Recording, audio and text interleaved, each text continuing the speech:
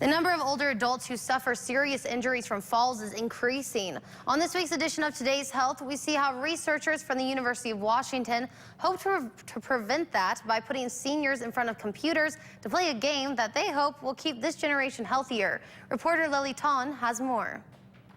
4, 2, 1. Digit by digit, I'm following. Chuck Blankenship says he feels more alert. 7, 9. Well, most of the time. Oh, guys, I missed that one too. So it's not as easy as it looks. The 79-year-old is playing CogniFit, a computer brain game aimed at making users sharper. I said good. I don't know, it did one great probably. But for 2 years, Chuck has been using the game off-label to see if it can prevent him from falling down. I just walked right off the curb. Before CogniFit, he went down for the count 5, 2. twice within 6 weeks. Well, next thing I knew, my head was up here, my legs are up in the air.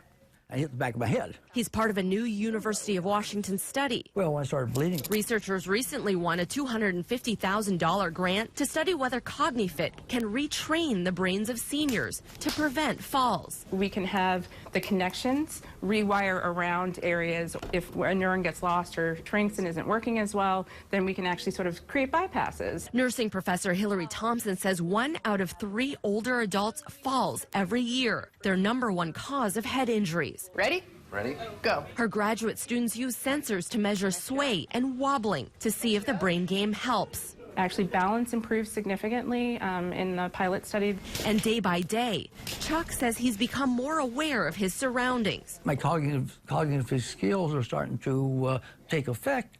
And I can remember what I did 2 days ago. But what he can't remember is having another fall since his last 2 years ago. Good job, it says. Okay.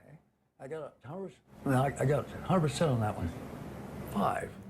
In other health news this morning, taking DHA supplements during pregnancy does not help boost children's IQ or academic abilities.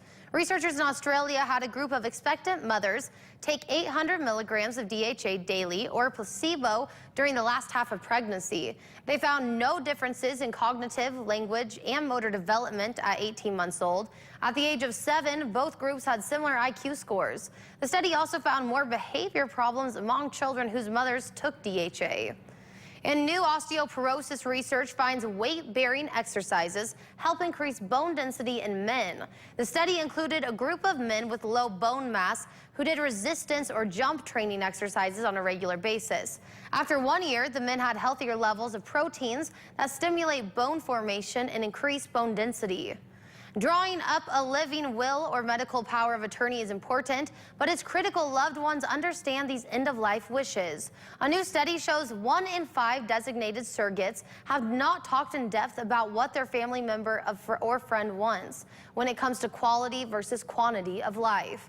And only 30% of those who did have a conversation completely understood their loved one's desires. Experts say doctors and other healthcare workers need to be more active in encouraging patients to have these difficult discussions before they have a health crisis.